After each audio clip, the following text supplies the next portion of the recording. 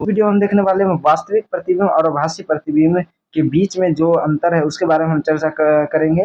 पीछे जो हम जो था अवतल दर्पण और उत्तल दर्पण दोनों के बीच में हम अंतर स्पष्ट कर चुके थे। इस वीडियो में हम मेनली क्या रूप से वास्तविक प्रतिबिंब और आभासी प्रतिबिंब के दोनों के बीच में क्या अंतर है इनको हम देखने वाले हैं। अगर चैनल पे नए हैं तो चैनल को जरूर सब्सक्राइब कर ले, क्योंकि यहाँ पे जो भी आपको यहाँ पे पढ़ाए जाएंगे या यहाँ पे जो भी नोट्स आपको देंगे ये सभी के सभी एनसीईआरटी बुक से रहेंगे। ठीक है, तो बिना किसी देरी के वीडियो करते हैं स्टार्ट। तो सबसे पहले हम देखेंगे वास्तविक प्रतिबिंब और आभासी प्रतिबिंब दोनों के बीच के अंतर क्या है।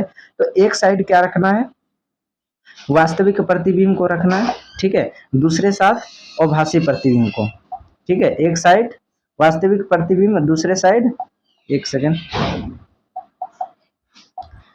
तो इस तरह से एक साइड क्या रख देना है वास्तविक प्रतिबिंब और दूसरा साइड आभासी प्रतिबिंब। ठीक है, तो अब एक नंबर इधर भी देना है। तो एक नंबर में हम सबसे पहले क्या देखेंगे वास्तविक प्रतिबिंब में। तो ये जो है वास्तविक प्रतिबिंब प्रकाश की किरणें अब परावर्तन के बाद जब किसी बिंदु पर मिलती है तब जाके वास्तविक प्रतिबिंब बनता है। ठीक है, इसका कहना है, यानी कि वास्तविक प्रतिबिंब कब बनता है, जब प्रकाश की किरणें परावर्तन के बाद, जब प्रकाश की किरणें कब परावर्तन के बाद, ठीक है, इसको नोट करने वाले एक चीज और बता देते हैं, ये आपके लिए क्या रहेंगे वीवीआई रहेंगे। ठीक है, ये आपके लिए क्या रहेंगे वीवीआई रहेंगे। ठीक है, तो यहाँ एक नंबर क्या कर रहा है कि जब प्रकाश की किरणें परावर्तन के बाद जब किसी बिंदु पर मिलती है तब जाके वास्तविक प्रतिबिंब बनता है। दूसरी तरफ हम जो आभासी प्रतिबिंब में देखेंगे इसमें क्या कह रहे हैं क्या कि प्रकाश की किरणें परावर्तन के बाद किसी बिंदु पर नहीं मिलती है, यानी कहने का मतलब ये जब परावर्तन होता है तो कोई भी बिंदु पर कटअप यानी प्रतिच्छेद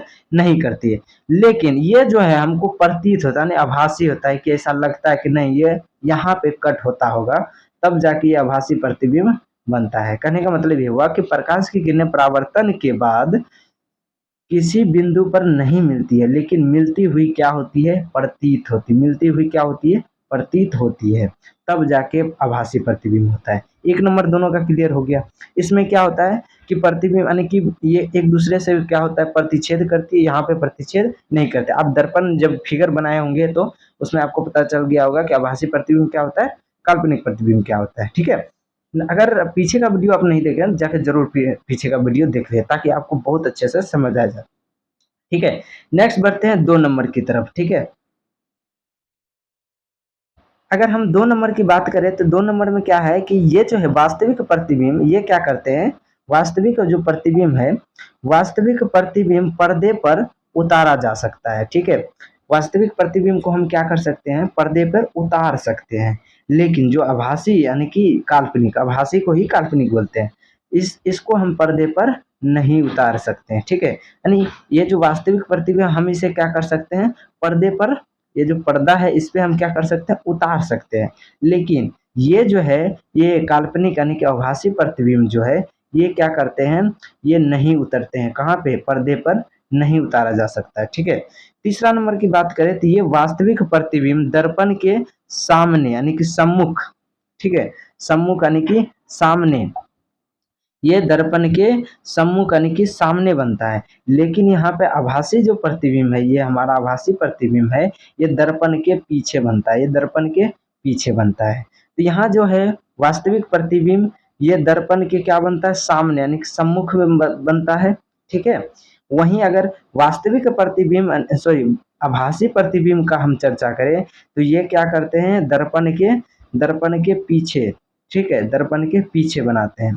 अब चौथा नंबर का अगर हम बात कर लें तो चौथा नंबर को अगर हम देखें तो ये क्या करते हैं ये वास्तविक प्रतिबिंब सदैव उल्टा, ठीक है, वास्तविक प्रतिबिंब जो होता है सदैव कैसा होता है उल्टा होता है, वही आभासी प्रतिबिंब जो होता है वो हमेशा क्या होता है सीधा होता है। ठीक है, वास्तविक प्रतिबिंब हमेशा कैसा होता है उल्टा, आभासी प्रतिबिंब हमेशा कैसा होता है सीधा होता है। तो ये चारों जो है आपके लिए बहुत ही वीवीआई है। ठीक है, तो ये थे हमारे क्या वास्तविक प्रतिबिंब और आभासी प्रतिबिंब में अंतर। अब इसका शॉर्टकट तरीका बताते हैं आप, जैसे मान के चलिए इसी का अंतर हम लिख रहे हैं तो एक साइड हम वास्तविक प्रतिबिंब दूसरा साइड आभासी प्रतिबिंब लिखे।